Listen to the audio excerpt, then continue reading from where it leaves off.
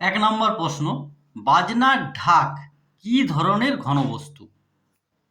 Option A গোলক, B pyramid, C prism, D ব্যালন। ঢাক হচ্ছে এই ওপরে গোল, আবার নিচ দিকেও গোল, অনেকটা এই ধরনের দেখতে, তাই এটাকে বলা যায় ব্যালন আকৃতির। Option D. ২ নম্বর প্রশ্ন, দুটি বিন্দু দিয়ে কয়টি সরলরেখা অঙ্কন করা যায়? অপশন এ দুটি, অপশন বি একটি, অপশন সি অসংখ্য, অপশন ডি কোনোটিই নয়। দুটি বিন্দু দিয়ে একটি সরলরেখা অঙ্কন করা যায়। অপশন বি, এই একটি বিন্দু আর এই একটি বিন্দু, এই দুটি বিন্দুকে দিয়ে যদি আঁকা যায় তাহলে একটি সরলরেখা অঙ্কন করা যাবে।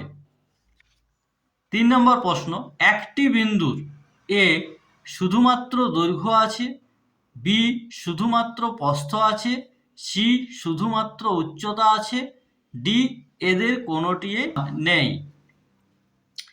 বিন্দুর দৈর্ঘ্য, প্রস্থ, উচ্চতা কোনো কিছুই নাই, শুধুমাত্র অবস্থান আছে, তাই সঠিক উত্তর হবে অপশন ডি, এদের কোনোটিই নেই।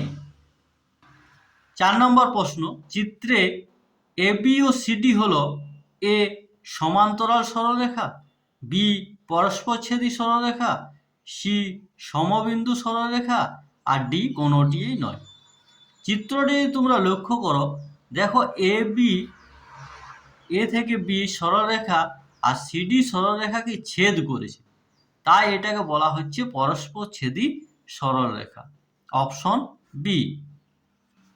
৫ নম্বর প্রশ্ন, নির্দিষ্ট দৈর্ঘ্য আছে, সরলরেখা, সরলরেখাংশ, রশ্মি আর কোনোটিই নয়। সরলরেখার কোনো নির্দিষ্ট দৈর্ঘ্য থাকে না, এর উভয় দিকে বর্ধিত করা যায়। রেখাংশ হচ্ছে এই সরলরেখার একটি অংশ যার নির্দিষ্ট দৈর্ঘ্য আছে।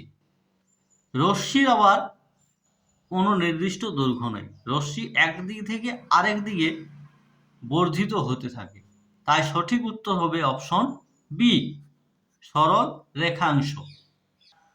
৬ নম্বর প্রশ্ন, রেখা কতগুলি বিন্দুর সমষ্টি? একটি রেখা তৈরি হয় অনেকগুলি বিন্দু পাশাপাশি অবস্থান করে, তাই এখানে অপশন যেগুলি দেওয়া আছে, এ একটি, বি দুটি, সি অসংখ্য, আর D greater than or equal to. সঠিক উত্তর হবে অপশন সি, অসংখ্য বিন্দু দিয়ে একটি রেখা তৈরি হয়। ৭ নম্বর প্রশ্ন, দুটি অসমান্তরাল একতলীয় সরলরেখা কয়টি বিন্দুতে ছেদ করতে পারে? অপশন এ একটি, বি দুটি, সি তিনটি, ডি চারটি। সরল রেখা, তো সরল রেখা যদি হয় তাহলে এ একটি সরলরেখা আর এ একটি সরলরেখা, একটি বিন্দুর বেশি কোনো জায়গায় ছেদ করতে পারে না, তাই অপশন এ, একটি বিন্দুতেই ছেদ করতে পারবে। ৮ নম্বর প্রশ্ন, জ্যামিতি বাক্সে সেট স্কোয়ারের সংখ্যা তিনটি, দুটি, সি একটি, ডি এদের কোনোটিই নয়। উত্তর হবে অপশন বি, দুটি। ৯ নম্বর প্রশ্ন, একটি ত্রিভুজের দুটি বাহুর দৈর্ঘ্য 18 সেন্টিমিটার এবং 14 সেন্টিমিটার হলে ত্রিভুজটির তৃতীয় বাহুর দৈর্ঘ্য হতে পারে এ 43, বি 33, সি 5 আর ডি 32 সেন্টিমিটার। তাহলে এখানে আমাদের একটি ত্রিভুজ আঁকার জন্য দুটি ছোট বাহুর যোগফল তৃতীয় বাহু অপেক্ষা বৃহত্তর হতে হয়। তাহলে দুটি ছোট বাহু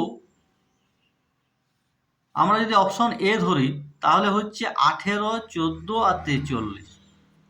তাহলে এখানে 18 আর 14 যোগ করলে হচ্ছে 32। তাহলে 32 43-এর থেকে ছোট, তাহলে অপশন এ হবে না, তাহলে এ বাদ। অপশন বিও তাই, 32-এর থেকে বড় হয়ে যাচ্ছে, তাহলে বিও বাদ। অপশন ডি হচ্ছে 32, তাহলে সিও বাদ। তাহলে আমাদের সঠিক উত্তর হবে অপশন সি 5।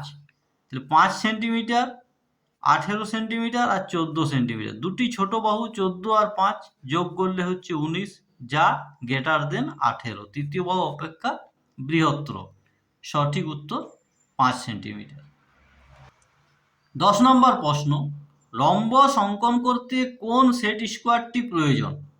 এ 30 degree, 60 degree, 90 degree, B 45 45 90, C দুটোই, আর ডি অঙ্কন সম্ভব নয়। আমাদের রম্বস অঙ্কন করার জন্য এ এবং বি এই দুটি সেট স্কোয়ারে প্রয়োজন, তাই অপশন সি হবে সঠিক উত্তর।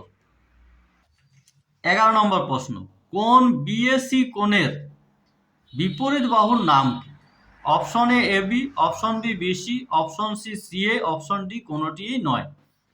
আমরা যদি একটি ত্রিভুজ মনে করি এটাকে এ বি সি, তাহলে কোন বি এ সি, তাহলে এই কোণটির বিপরীত বাহু হচ্ছে বিসি বাহু, তাহলে অপশন বি বিসি বাহু। 12 নম্বর প্রশ্ন, একটি ত্রিভুজের দুটি কোণের প্রত্যেকটির মান 60 ডিগ্রি হলে ত্রিভুজটি অপশন এ সমদ্বিবাহু কিন্তু সমবাহু নয়, অপশন বি বিষমবাহু, অপশন সি সমবাহু, অপশন ডি সমকোণী। একটি ত্রিভুজের দুটি কোণের প্রত্যেকটির মান যদি 60 ডিগ্রি হয়, তাহলে অপর কোণটিও হবে 60 ডিগ্রি। এটি 60, এটাও 60 হলে এই কোণটা হবে 60 ডিগ্রি। তিনটি কোণে 60 ডিগ্রি হলে ত্রিভুজটা হয়ে যাবে সমবাহু ত্রিভুজ। 13 নম্বর প্রশ্ন, চিত্রে কয়টি ত্রিভুজ আছে? অপশন এ 3টি, বি 7টি, সি 8টি, ডি 5টি। আমরা এই চিত্রটি যদি লক্ষ্য করি তাহলে হচ্ছে 1টি, 2টি, 3টি, 4টি। আবার এখান থেকে এটা হচ্ছে 1টি, 5টি। আবার এই মাঝখান থেকে এদিকটা হচ্ছে 1টি, 6টি। আবার এই গোটাটি মিলে একটি হচ্ছে 7টি। তাহলে মোট ত্রিভুজ হচ্ছে 7টি, অপশন বি।